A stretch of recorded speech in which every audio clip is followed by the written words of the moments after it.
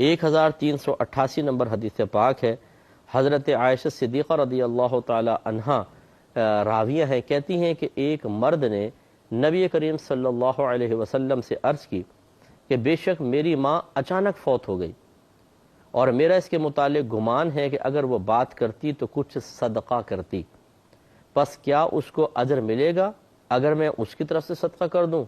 تو آپ نے ارشاد فرمایا کہ ہاں۔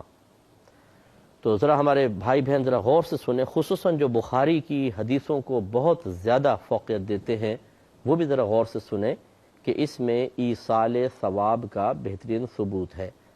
یہ جو کہا جاتا ہے کہ جی زندوں کے عمل کا مردوں کو فائدہ نہیں پہنچتا، وہ جو مر گیا بس وہ اپنے اعمال کے ساتھ گیا، زندے کے عمل سے کیسے فائدہ پہنچے گا؟ یہ آپ زیادہ جانتے ہیں کہ اللہ کے نبی زیادہ جانتے ہیں؟ یہ آپ نے خود نبی کریم صلی اللہ علیہ وسلم سے اس کے بارے میں کوئی تعلیم حاصل کی ہے کہ اور سرکار نے منع فرمایا ہو؟ اگر نہیں تو پھر آئیے اس حدیث کو غور سے دیکھیں۔ پہلی بات تو یہ کہ صحابہ کا آ کر کویسچن کرنا یہ بات ثابت کرتا ہے کہ انہوں نے اس مسئلے کو واضح طور پہ سرکار سے پوچھا، کیونکہ ان کے دل میں بھی ایک ڈاؤٹ تھا، ایک شبہ تھا، یا ایک کلیئرنس نہیں تھی کہ عمل میں کروں اور ثواب میری والدہ کو پہنچ جائے، کیا ایسا ہو سکتا ہے؟ رحمت کونین صلی اللہ علیہ وسلم نے واضح طور پہ فرمایا کہ بالکل ہو سکتا ہے۔ تو لہٰذا یہی جو مسلمانوں کی ایک میجورٹی ہے کہ وہ ایصال ثواب کا اہتمام کرتی ہے، اس کی دلیل اسی طرح کی حدیثیں ہیں، اور میں مزید بھی حدیثیں آپ کو عرض کر دیتا ہوں۔ تو یہاں اب کچھ حدیثیں ذرا ایصال ثواب کے بارے میں سماعت فرما لیں۔ ایک حدیث تو ابھی آئی کہ صحابی نے عرض کیا رسول اللہ میں صدقہ کروں ثواب والدہ کو پہنچے گا؟ تو یہ بار بار میں جملہ کہتا ہوں، سب بھائی بہن غور سے سنیں کہ زندوں کے اعمال کا بدلہ اللہ تعالیٰ مردوں کو دیتا ہے۔ یہ غلط خیال ہے کہ جو مر گیا بس اس کا اعمال ختم، اب اسے کوئی فائدہ نہیں ہوگا زندوں کے اعمال سے۔ کیوں نہیں ہوگا بھائی؟ بالکل ہوگا۔ شاید آپ کے مردے کو نہ ہو، آپ اگر نہ کرنا چاہیں نہ کریں، لیکن دیگر مسلمانوں کو منع نہ کریں جو اپنے طرز عمل سے اپنے ماں باپ، اپنے بھائی بہن، اپنے ماموں چچا، پھوپھی، تایا اور دیگر رشتہ داروں کے لیے راحت کا سامان کر رہے ہوں، درجات کی بلندی کا سامان کر رہے ہوں، عذابات قبر کے دور ہونے، قبر میں جنت کی نعمتوں کے حصول کا سامان کر رہے ہوں، انہیں کم از کم نہ روکے، وہ بالکل جائز کر رہے ہیں۔ مزید دلیل دیکھیے، حضرت ابن عباس رضی اللہ تعالیٰ عنہ بیان کرتے ہیں کہ حضرت سعد بن عبادہ رضی اللہ تعالیٰ عنہ کی والدہ کا انتقال ہوا، وہ اس وقت وہاں موجود نہیں تھے۔ پھر وہ نبی کریم صلی اللہ علیہ وسلم کے پاس آئے اور عرض کیا رسول اللہ صلی اللہ علیہ وسلم میری والدہ کا انتقال ہو گیا اور میں اس وقت موجود نہیں تھا، اگر میں ان کی طرف سے کچھ صدقہ کر لوں تو کیا ان کو اس سے نفع پہنچے گا؟ دیکھیں کویسچن اللہ نے ان سے نکلوائے ہیں، میں تو کہتا ہوں کہ صحیح بات ہے، ان کے دل میں خیال ڈالا، اور بالکل وہ کویسچن جو آج لوگوں کے ذہن میں پیدا ہوتا ہے کہ بھی کان عمل ہم کریں کیا ان کو ثواب پہنچے گا؟ اب نبی نے کیا جواب دیا؟ آپ نے فرمایا کہ ہاں۔ انہوں نے کہا پس بے شک میں آپ کو گواہ بناتا ہوں کہ میرا مخراف نام کا کھجوروں کا باغ ان پر صدقہ ہے، یعنی وہ غریبوں کو دے دیں گے، غریب کھاتے رہیں گے اور جب تک کھاتے رہیں گے ثواب میری والدہ کو ملتا رہے گا۔ یہ ان کی نیت تھی، اور یہ صحیح بخاری کی روایت ہے، صحیح مسلم، سنن ابی داؤد، سنن نسائی، سنن ابن ماجہ۔ حضرت عبداللہ بن عباس رضی اللہ تعالیٰ عنہ بیان کرتے ہیں کہ حضرت فضل بن عباس سواری پر رسول اللہ صلی اللہ علیہ وسلم کے پیچھے بیٹھے ہوئے تھے کہ قبیلہ خثعم کی ایک عورت آئی تو حضرت فضل ان کی طرف دیکھنے لگے اور وہ عورت حضرت فضل کی طرف دیکھنے لگی۔ نبی کریم صلی اللہ علیہ وسلم نے ان کے چہرے کو حضرت فضل کے دوسری طرف کیا۔ اس عورت نے کہا یا رسول اللہ، اللہ تبارک و تعالی نے اپنے بندوں پر حج کرنا فرض قرار دیا ہے اور میرے والد بہت بوڑھے ہیں، وہ سواری پر بیٹھ نہیں سکتے، کیا میں ان کی طرف سے حج کر لوں؟ تو آپ نے ارشاد فرمایا کہ ہاں، اور یہ حجۃ الوداع کا موقع تھا۔ یہ بھی مسلم کی روایت ہے۔ اب اس میں تو گویا کہ ان کے والد صاحب حیات تھے، لیکن کہنے کا مطلب یہ ہے کہ خود شریعت نے تصور دیا ہے کہ زندے ایک شخص کے عمل کا فائدہ دوسرے کو پہنچتا ہے۔ تیسرا، حضرت ابن عباس رضی اللہ تعالیٰ عنہ بیان کرتے ہیں کہ ایک عورت نبی کریم صلی اللہ علیہ وسلم کے پاس آئی اور اس نے عرض کی کہ میری ماں نے حج کرنے کی نظر مانی تھی، منت مان لی تھی، پھر وہ حج کرنے سے پہلے فوت ہو گئی، تو میں اس کی طرف سے حج کر لوں؟ نبی کریم صلی اللہ علیہ وسلم نے فرمایا کہ ہاں تم اس کی طرف سے حج کرو۔ پھر پوچھا، دیکھ کتنا پیارا کویسچن، یہ بتاؤ کہ اگر تمہاری ماں پر قرض ہوتا تو کیا تم اس کا قرض ادا کرتی؟ انہوں نے کہا جی ہاں۔ فرمایا تو پس پھر تم اللہ تعالیٰ کا قرض بھی ادا کرو، کیونکہ اللہ تعالیٰ اس کا زیادہ حقدار ہے کہ اس سے کیا ہوا وعدہ پورا کیا جائے۔ تو لہٰذا جب وہ مسلمان فوت ہوئی ہیں، ان کی یعنی ایک عورت مسلمان مری ہے، تو اس کو گویا کہ اس نے کلمہ پڑھ کے اللہ سے وعدہ کر لیا کہ میں تیری اطاعت کروں گی اور فرض کردہ چیزوں کو پورا کروں گی، تو ان کے وعدے کو پورا کیا جائے۔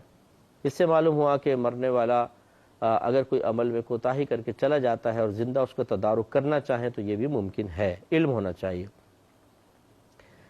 صحیح مسلم کی روایت ہے کہ حضرت عائشہ صدیقہ رضی اللہ تعالیٰ عنہ بیان کرتی ہیں کہ رسول اللہ صلی اللہ علیہ وسلم نے ایک سینگ والے مینڈھے کو لانے کا حکم دیا۔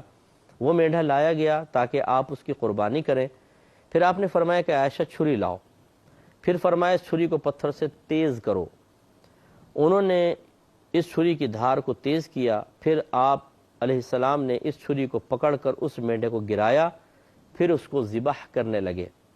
پھر یہ دعا کی، بسم اللہ، اے اللہ اس کو محمد، آل محمد اور امت محمد کی طرف سے قبول فرما، پھر اس کو قربان کر دیا۔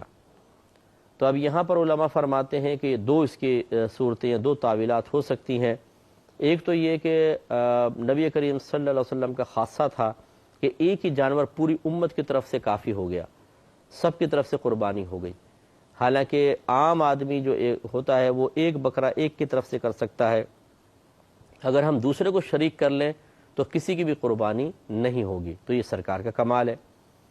اور یا پھر یہ مراد ہے کہ قربانی تو سرکار نے اپنی طرف سے کی تھی، لیکن اس کا ثواب تمام لوگوں تک پہنچ جائے، اور علماء نے چونکہ اس کو ایصال ثواب کی دلیل کے طور پہ لکھا ہے، لہذا یہی والی تعویل زیادہ مناسب ہے کہ ہم یوں کہیں کہ مینڈھا تو سرکار نے اپنی طرف سے کیا تھا، لیکن نیت یہ ظاہر فرما رہے ہیں کہ اللہ تعالیٰ اس کا ثواب مجھے بھی ملے، میری اولاد کو ملے اور پوری امت تک پہنچ جائے۔ تو اور بہت ساری اس میں روایات ہیں، بہرحال تو میں اسی پر اکتفا کرتا ہوں۔ تو کوشش کیجئے کہ اپنے مردوں کے لیے ایصال ثواب کا اہتمام کریں۔ آج کل ہمارے موجودہ دور میں بہت سارے اس کے طریقے ہیں، کچھ بزرگوں کے لیے ہم کرتے ہیں ایصال ثواب کا اہتمام ہوتا ہے، اور کچھ عام لوگوں کے لیے ہوتا ہے۔ جو بزرگوں کے لیے ہے اس میں ایک تو سالانہ عرس ہوتا ہے۔ عرس کا مطلب یہ ہوتا ہے کہ جہاں پر بزرگ مدفون ہے وہاں کچھ لوگ جمع ہو جائیں اور وہاں پر اللہ تبارک و تعالیٰ کا ذکر کریں، قرآن مجید وغیرہ پڑھیں، اور ان کا اس کا ثواب ان کو بخش دیں اور پھر وہ چلے جائیں۔ تو یہ ایک عرس کی حقیقت ہے، سمجھ لیجئے۔ باقی جو خرافات ہوتی ہیں، غلط کام کرتے ہیں، وہ لوگوں پر وبال ہے، اس کی کوئی تائید نہیں کرے گا۔ لیکن اس میں تو کسی کو انکار نہیں ہو سکتا کہ کسی جگہ صاحب مزار جہاں پر اللہ کی رحمتوں کا نزول ہو رہا ہے، نیک بندہ مدفون ہو تو رحمتیں نازل ہوتی ہیں، وہاں پر آنا کوئی گناہ نہیں ہے، قرآن پڑھنا کوئی گناہ نہیں ہے، اور ذکر الہی کرنا، اور پھر بعد میں ان کو ایصال ثواب کر کے چلے جانا، اس میں کوئی خرابی نہیں ہے۔ بلکہ ہم نے دیکھا ہے کہ انفرادی طور پہ جو شخص عبادت نہیں کر پاتا، بعض اوقات اس طرح کی گیدرنگ میں آ کر وہ بھی عبادت کرنے لگ جاتا ہے، تو اجتماعیت کی اپنی ہی ایک برکت ہوتی ہے۔ تو خلاصہ کلام یہ ہے کہ اگر عرس کرنا چاہیں تو اس طریقے سے کر سکتے ہیں۔ اب اس پہ کھانا وغیرہ بھی ہوتا ہے کہ کھانا پکا کے غریبوں میں تقسیم کیا جاتا ہے، اور اس کو ادباً نظر یا نیاز سے تعبیر کرتے ہیں۔ بعض لوگ کہتے ہیں جی نیاز کھانا حرام ہے، بھئی دلیل کیا ہے آپ کے پاس؟ وہ کہتے ہیں کہ دیکھیں اللہ نے فرمایا قرآن عظیم میں کہ وما اہل بہ لغیر اللہ، کہ وہ چیز بھی تم پر حرام ہے جس پر غیر اللہ کا نام پکارا گیا ہو۔ ہم یہ کہتے ہیں کہ یہاں پر ما آیا ہے، وما وما وما اہل بہ لغیر اللہ، اور وہ بھی حرام ہے کہ جس پر غیر اللہ کا نام پکارا گیا ہو۔ یہاں ما سے مراد کیا ہے؟ تو اکثر مفسرین نے فرمایا کہ ما سے مراد جانور ہے، ذبیحہ ہے، جس پر بوقت ذبح غیر اللہ کا نام پکارا گیا ہو۔ جیسے کفار زمانہ رسول جو تھے وہ اسی طرح کرتے تھے کہ جانور کو لٹایا اور کہتے تھے لات کے نام پر، اور گلا کاٹ دیا، عزا کے نام پر، منات کے نام پر۔ تو یہ چونکہ بوقت ذبح غیر اللہ کا نام لیا ہے، یہ جانور مردار تھا، اس سے منع کیا گیا۔ یہاں پہ صرف یہ مراد ہے، یہ نہیں کہ جس بھی چیز پر غیر اللہ کا نام لیا جائے وہ حرام ہو جائے۔ اب میں پوچھوں یہ کون سی کتاب ہے، آپ کہیں گے بخاری. اب دیکھیں اس کتاب پر غیر اللہ کا نام لیا، بخاری کو اللہ کا نام تو نہیں ہے، تو کیا یہ حرام ہو گئی؟ قربانی کا جانور کھڑا ہو، پوچھیں بھئی یہ کس کا ہے، کہا جی چودھری اکرم صاحب کا، تو اللہ کا نام تو نہ لیا، تو کیا یہ قربانی کا جانور حرام ہو گیا؟ یہ ایک غلط فہمی ہے. یاد رکھیں کہ جس کھانے کو بزرگوں کے لیے پکایا جاتا ہے وہ کہہ تو یہ دیتے ہیں، ان کی طرف منسوب کرتے ہیں، ورنہ حقیقتاً اس میں کیا ہے، اور ہونا بھی چاہیے کہ صرف کھانا اللہ کے لیے پکے، اللہ سے ہی ثواب کی امید ہو اور اللہ تعالیٰ کا قرب انسان چاہے، اور نیت یہ کر لے کہ جب لوگ کھائیں گے تو اس کا ثواب فلاں فلاں بزرگ کو بھی پہنچ جائے تو وہ پہنچے گا، اور اس میں کوئی ناجائز چیز نہیں ہے. اب اس میں حد سے بڑھتے ہوئے ایک جائز کھانے کو حرام یا ناجائز کہنا اور اس کی صحیح اپنے پاس سے منمانی تعویل کرنا، تشریح کرنا، یہ قطعاً غیر مناسب ہے. یہ صحیح نہیں بات ہے، ایسا نہیں کرنا چاہیے. اور اسی طریقے سے پھر ایک ہوتا ہے جسے نظر نیاز میں نے آپ کو بتائی دیا، اسی میں کنڈوں کی نیاز بھی ہوتی ہے جو امام جعفر صادق رضی اللہ تعالی عنہ کی طرف منسوب ہے. اس میں ضروری نہیں ہے کہ مٹی کے کنڈوں میں بنایا جائے اور مخصوص قسم کا کھانا بنایا جائے، شریعت ان قیودات کو لازم نہیں کرتی ہے. آپ چاہے مٹی کے کنڈوں میں کھانا کھلائیں یا ویسے چینی کے پلیٹ استعمال کر لیں، اور ایک کمرے میں کھائیں چاہے دو کمروں میں کھائیں، کوئی مخصوص کھانا نہ بنائیں، کوئی منع نہیں ہے، بلکہ اس قسم کی زیادتیاں لگانا یہ غلط ہوتا ہے. اسی طریقے سے 11ویں شریف ہوتی ہے، یہ سیدنا شیخ عبد القادر جیلانی رضی اللہ تعالی عنہ کی طرف منسوب کی گئی ہے کہ ہر مہینے کی 11 تاریخ یا ربیع الثانی کی 11 تاریخ کو آپ کے سال ثواب کے لیے کھانا کھلایا جاتا ہے، اور اچھے قصد و ارادے کے ساتھ، تو اس میں بھی کوئی حرج نہیں ہے. اس پہ کلام کریں گے، مزید سلسلے کو آگے بڑھائیں گے نیکسٹ پروگرام میں. وآخر دعوانا ان الحمدللہ رب العالمین.